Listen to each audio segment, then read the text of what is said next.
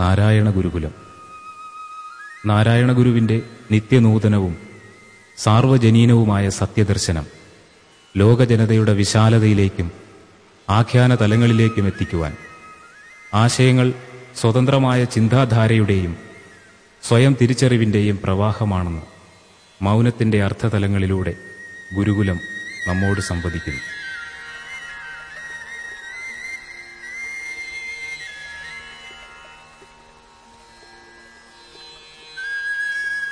ഗുരുകുലത്തിലെ സന്യാസിമാരും അന്തേവാസികളും വർഷം തോറും നടത്തിവരുന്ന ശാന്തിയാത്ര ലോകസമാധാനത്തിനു വേണ്ടിയുള്ള പ്രാർത്ഥനയാണ്.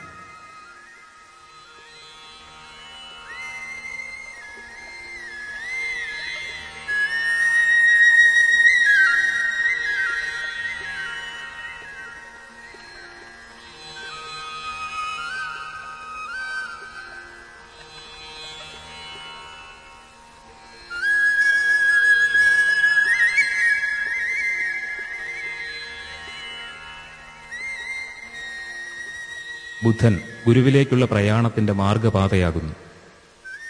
ആത്മസംസ്ഥം മനഃകൃത്വ, മനസ്സിനെ ആത്മാവിൽ ഉറപ്പിച്ചു നിർത്തിക്കൊണ്ട് നകിഞ്ചിതപി ചിന്തയെ, മറ്റൊന്നിനെപ്പറ്റിയും ചിന്തിക്കാതിരിക്കായി ഒന്നിനെപ്പറ്റിയും സത്യത്തെപ്പറ്റി മാത്രം ചിന്തിക്കുക.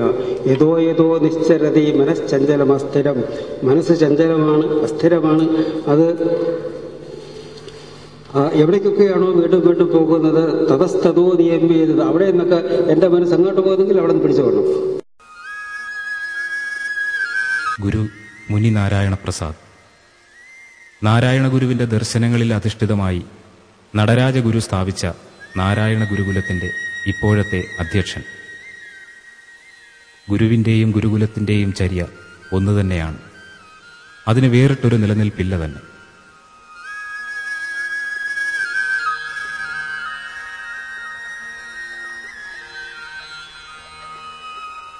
മാടനാശാന്റെയും കുട്ടിയമ്മയുടെയും മകനായി 1854 നാരായണ ഗുരു ജന്മം കൊണ്ട ചെമ്പഴന്തിയിലെ വയൽവാരം വീട്.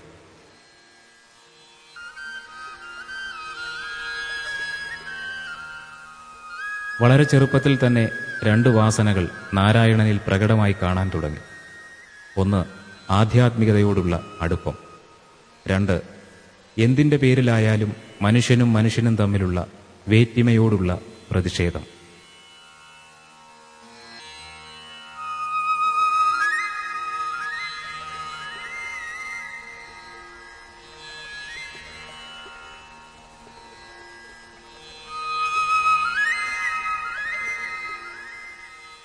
ഗുരു ലൗകിക ജീവിതം ഉപേക്ഷിച്ച് ധ്യാനത്തിന്റെ വഴിയിലൂടെ എത്തപ്പെട്ടത് മരുത്വാമലയിലേക്കും അരുവിപ്പുറത്തുനിന്നും അല്പം അകലെയുള്ള കൊടിതൂക്കി മലയിലെ ഗുഹയിലേക്കുമായിരുന്നു.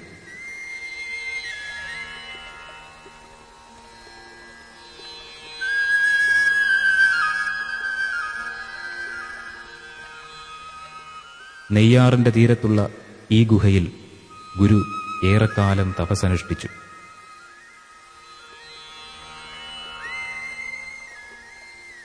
ജാതിയിൽ അധസ്ഥിതരായി പോയതുകൊണ്ട് മാത്രം ക്ഷേത്രങ്ങളിൽ നിന്നും അകറ്റി നിർത്തപ്പെട്ട ഒരു ജനതയ്ക്കായി തപസ്സിന്റെ അഗാധതകളിൽ നിന്നും കണ്ടെടുത്ത ശിവലിംഗാകൃതിയിലുള്ള കല്ല് ഗുരു അരുവിപ്പുറത്ത് പ്രതിഷ്ഠിച്ചു.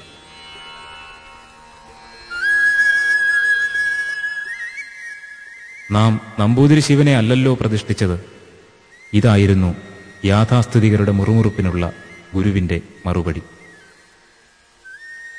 ജാതിഭേദം മതദ്വേഷം ഏതുമില്ലാതെ സർവരും സോദരത്വേന വാഴുന്ന മാതൃകാസ്ഥാനമാണിത് എന്ന് ഗുരു അരുളി ചെയ്ത അരുവിപ്പുറം ക്ഷേത്രത്തിൽ നിന്ന് തന്നെയാണ് ശ്രീനാരായണ ധർമ്മപരിപാലന യോഗം രൂപം കൊണ്ടത്.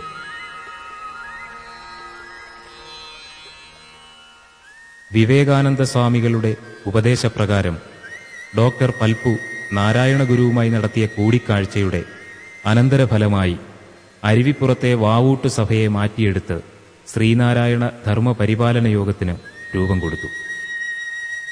ശ്രീനാരായണ ധർമ്മപരിപാലന യോഗം വളർന്നു വന്നത് ഒരു പ്രത്യേക സമുദായത്തിന്റെ സംഘടിത ശക്തിയായിട്ടാണ്. പിൽക്കാലത്ത് അത് ഗുരുവിനെ വളരെ വേദനിപ്പിച്ചു.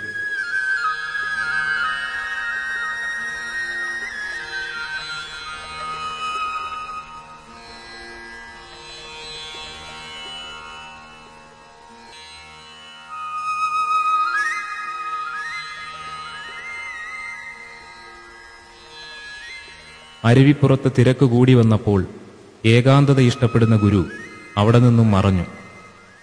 പിന്നെ ഗുരുവിനെ കാണുന്നത് വർക്കലയിൽ ശിവഗിരി എന്ന് പിൽക്കാലത്ത് ഗുരു പേരിട്ട കുന്നിൻ പ്രദേശത്ത് ഏകാന്തവാസം അനുഷ്ഠിക്കുന്നതായിട്ടാണ്.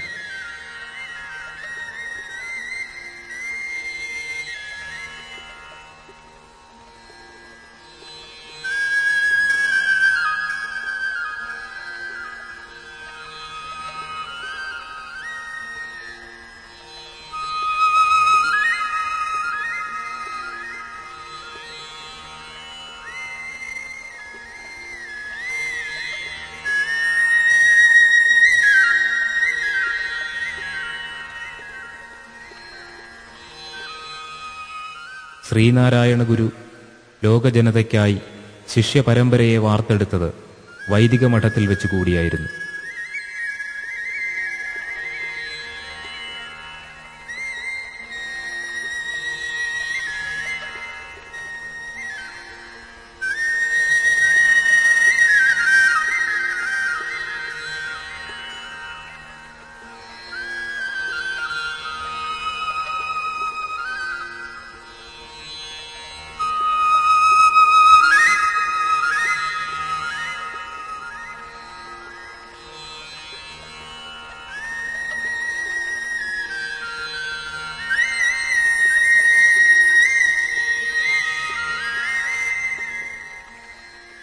മഹാത്മാഗാന്ധി, രവീന്ദ്രനാഥ ടാഗോർ തുടങ്ങിയ മഹാരഥന്മാരെ പോലും ഇവിടേക്കെത്തിക്കുവാൻ നാരായണ ഗുരു എന്ന സാമൂഹ്യ പരിഷ്കർത്താവിന് കഴിഞ്ഞു.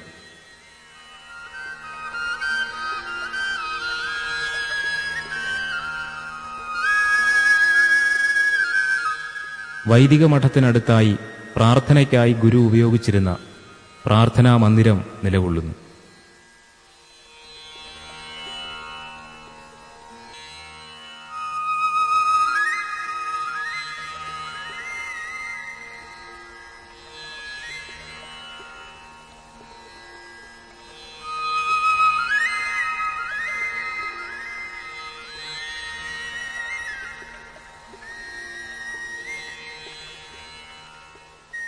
ഗുരു മുൻകൈയെടുത്ത് നിർമ്മിച്ച ഏകക്ഷേത്രം ശാരദാമഠമാണ്. 1912 അറിവിന്റെ ദേവതയായ ശാരദയെയാണ് ഇവിടെ പ്രതിഷ്ഠിച്ചത്. അറിവിന് ഗുരു കൊടുക്കുന്ന പ്രാധാന്യമാണ് ഇതിൽ നിന്നും വ്യക്തമാവുന്നത്. ഒരു ഘട്ടത്തിൽ ക്ഷേത്രങ്ങളല്ല വിദ്യാലയങ്ങളാണ് വേണ്ടത്.